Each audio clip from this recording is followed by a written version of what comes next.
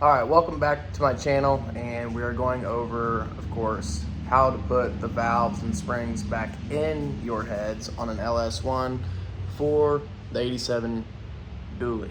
So here we go. Okay, so here we go. We are going to show you guys how we take our cleaned valves, put in our new springs, caps, and the little locking half moons. Can I just get a quick round of applause though for, here's the before, look at that, all dirty and nasty, to the after. Looks pretty good. And when I clean this one, I'll go over some tips. I thought it would help you guys if I do. Go over some tips on how I made this turn into this. But all right, let's get these new valves, and I'm probably only going to show you one so I don't bore you to death because it's the same for all of them. Let's grab ourselves a spring out of the box. Again, GM number 127065568. GM genuine. Open this up, throw this over there, open up your spring as it's kicking my butt. All right. And you got a wide end and a narrow end. Narrow end goes up top, wide end goes on the bottom, okay? Grab ourselves a new seal. See if I can make this a little bit better. Alrighty. Yeah, I'll just have to tilt it and show you guys some new stuff. Alright. So we're going to take our new seal here, right on that stem. Sometimes they can be a pain, so you just take a little mallet very gently. This is just a little 2-pound mallet, and just kind of tap her on there.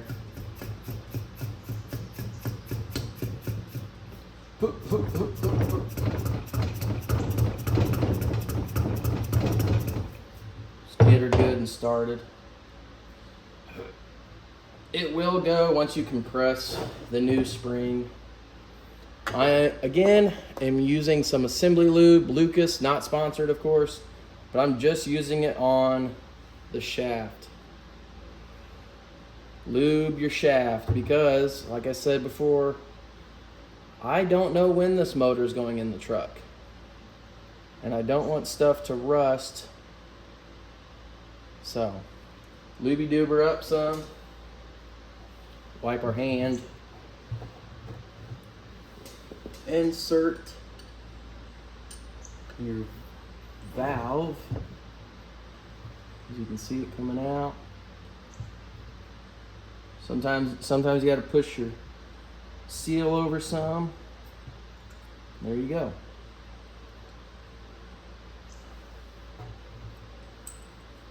So you see, pushed in that valve.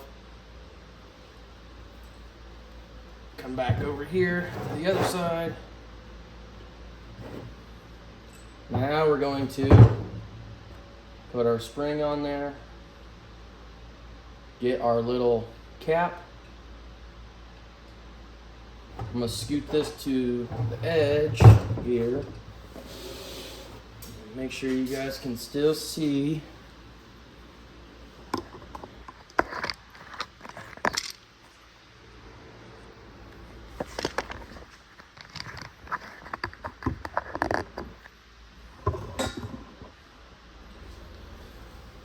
Alright, sorry, my phone was going to die like it's always going to do. And we're going to put the big end on the face of the valve, small end here, which is 25 millimeter, on this head cap here. Send it over, feel for my face.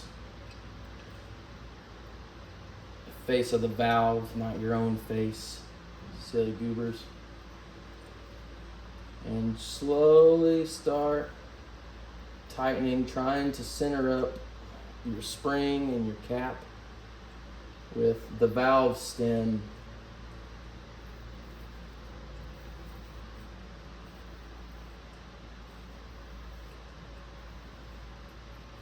And remember, you only need to go deep enough to set those little locking half moons. I don't know the legal name for them, so I'm going to keep calling them half moons until someone comes up with a real name.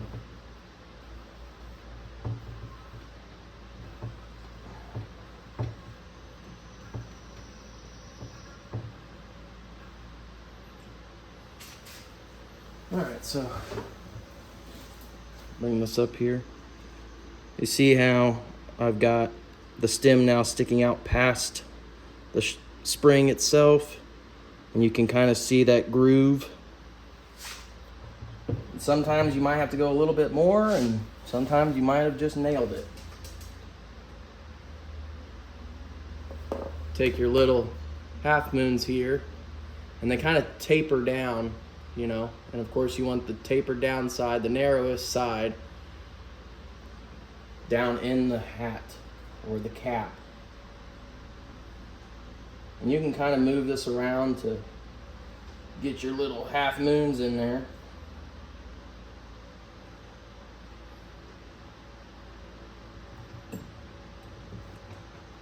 And this is usually the biggest pain of it all.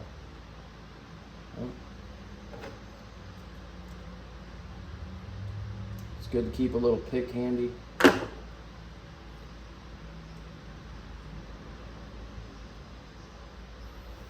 Alrighty. I'll bring you in close here, so maybe we can see all this together. But you see how I got my little half moons in there started now? They're kind of seated in there. We're gonna slowly back out, you know, our rod here, and it will gradually come up, and then those will fall into the groove of that stem. And you'll know it'll be right because it'll look flush, kind of like these in a way. And your spring won't shoot off at you and poke your eye out. All right, so here we go. Set you back up.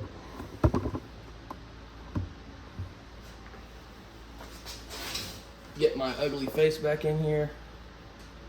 And slowly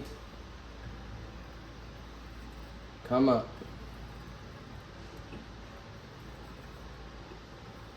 And you'll watch those tapers kind of come back together like a moon, like that.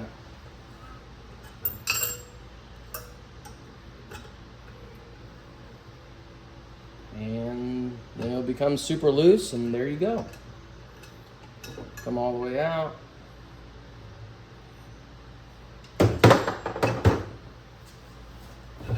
And there we go. So you see now I got that, my half moons that are tapered are set in there in the new spring, holding in the freshly cleaned valve here. So there you go. And you just got to repeat the process over and over and over until you get to the end. So I'm gonna finish this up and I'll show you the finished product. Do a little time lapse.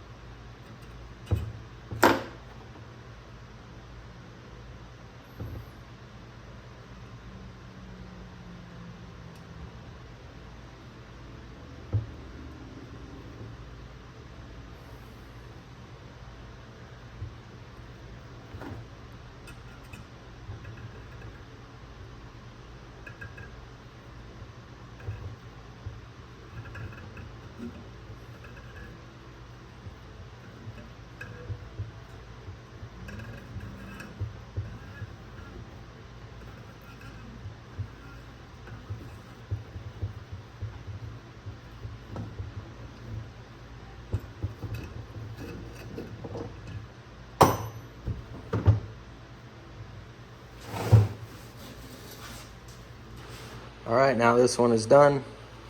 Got them all set, ready for some rockers and some push rods.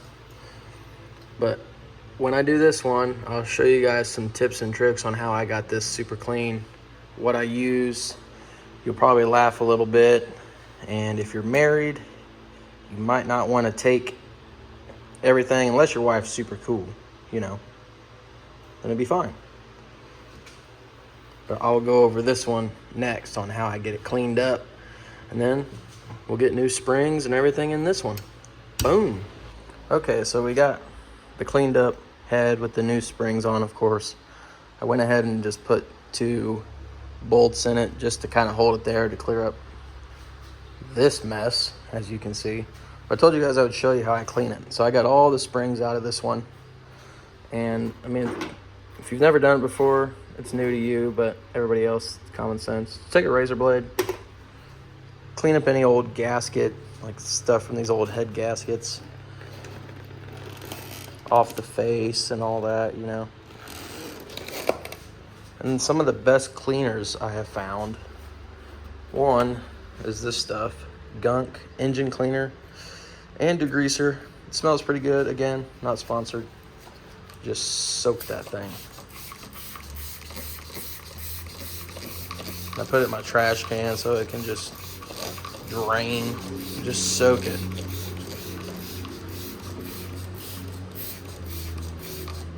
Get all the orifices. Oh yeah. And another thing I like to use, of course this is Purple Power, but there's not Purple Power in there. I'll tell you what I put in there. I put this stuff in there. I do not dilute it. Heavy duty degreaser. You can pick this stuff up from Harbor Freight. It's pretty cheap. I think it's like $8 or $10 maybe for this gallon. And then I just put it in an old spray bottle. And it seems to really work. If my bottle wants to work, Jesus. There we go. And just soak it down. Get all them little bubbles in there cooking. Then after I let this soak, I mean, you can already see how clean it is in there from before. But I just keep doing this and let it keep soaking and soaking. And then I take my razor blade, of course. See, like there's some old gasket material here. Just clean it off. Takes care of it. There you go. And then the final step I do, that some people don't know, and of course classic car guys know. I will show you after we're done letting this sucker soak. So be right back.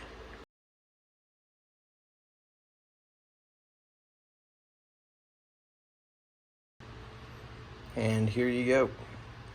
And the secret that I was talking about that I use is when I get it super soaked down and scrubbed up the best I can, no big chunks or nothing, I throw it in the dishwasher. Put it on high temp, sanitize, and it's like a big hot bath. Just don't let your wife know, okay? Because she could get really, really pissed. But mine's pretty cool, so. But yeah, it cleans up everything pretty nice. Even on this side. There's still some gunk, of course, that we can get off there, but the little before and after, it looks way better now. Now we just got to get these cleaned up with the way I showed you with the drill. Put it in the drill, grab yourself some Scotch-Brite, and just let it sit there and spin. Get all these polished up, get them all pressed into here, and then just sitting here on the motor so I have room. And then next, we need to get these nasty valve covers cleaned up. You know, because budget, we're trying to clean everything up and save as much as we can. Because this was a good running motor, so not too worried about anything. All right, Let's get those cleaned up.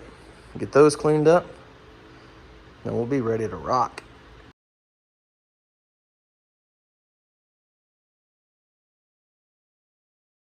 Okay, this video is a little late than usual. I usually do Tuesday or Wednesdays, but it's probably not gonna be posted till Thursday, and I will tell you exactly why. So here we go. Okay, so I showed you guys that part, and I wanted to throw in the video of me doing the rockers. I'm sorry if the camera's shaky, my hands shake naturally. Did the first round, second round to tighten down the head bolts. Third round, number one snapped, of course. Because it's our luck. It's what happens to us sometimes. It's a pretty nasty break. Wasn't too terrible though.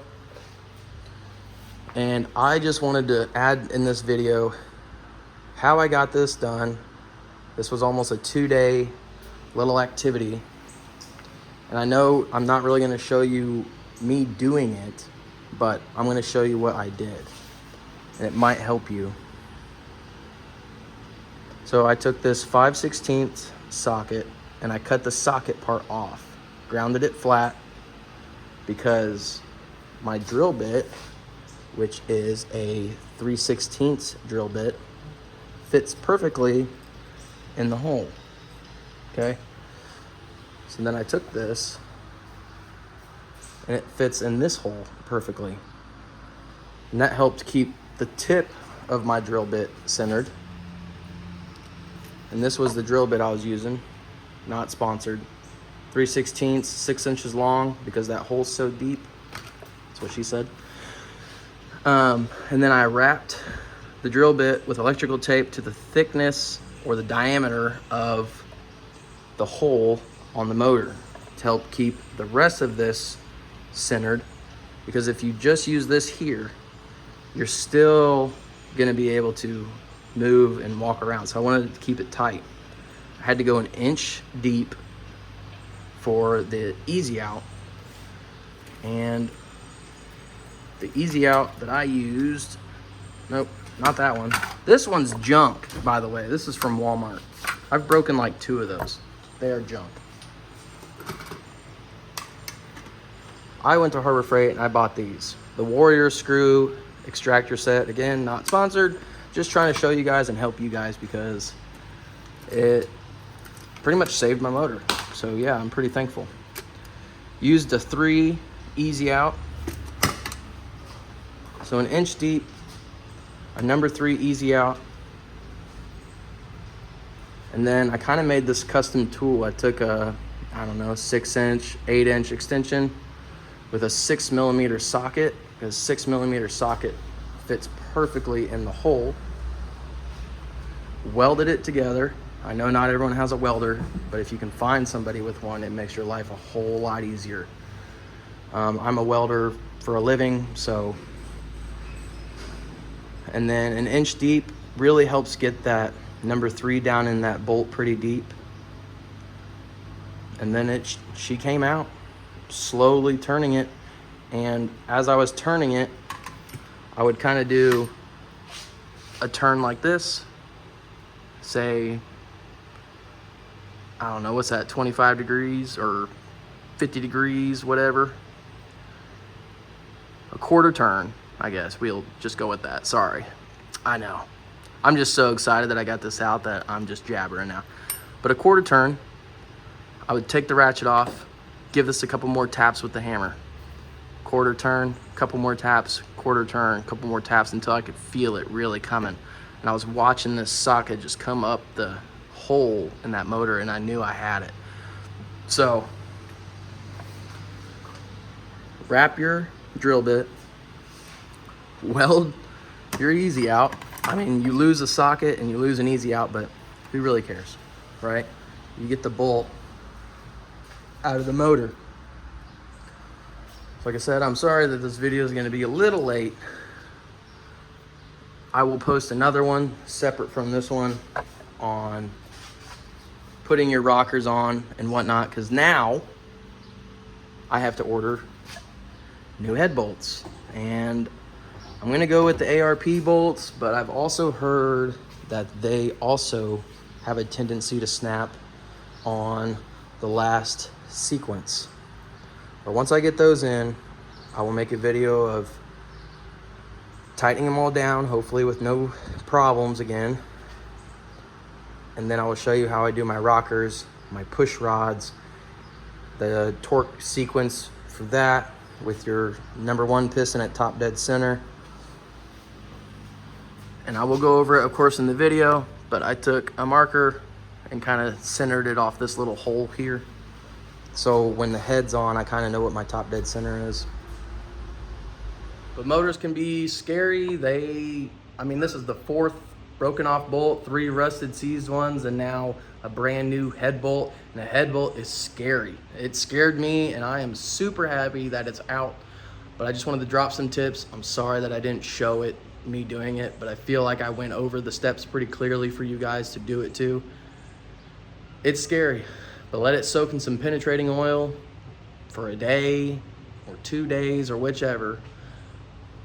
Find a buddy or buy a welder. You can, tap in that easy out, and then just take your time. There was plenty of times I was getting really, really frustrated. Like, I even told my wife, I was like, look, I'm done. I have to stop now, because if I don't, I'm gonna ruin something. So I will take a tap, of course, send it through there, clean everything out and whatnot, and get those new head bolts ordered, okay? And I'll be back. And hopefully this doesn't happen again, and hopefully this doesn't happen to you guys, because it is not fun and it's scary, like I said. So thank you for watching my video. I'm sorry that it's a little late. I apologize for not showing you the whole thing, because I tried so many things, so many different tactics. I tried the left-handed drill bits, all that, nothing was working. So I'm only going to go over what I used that actually worked for me. Okay, so I'll see you in the next video next week. Thank you for watching. Drop a like, it's free, and I appreciate you guys. Till next time.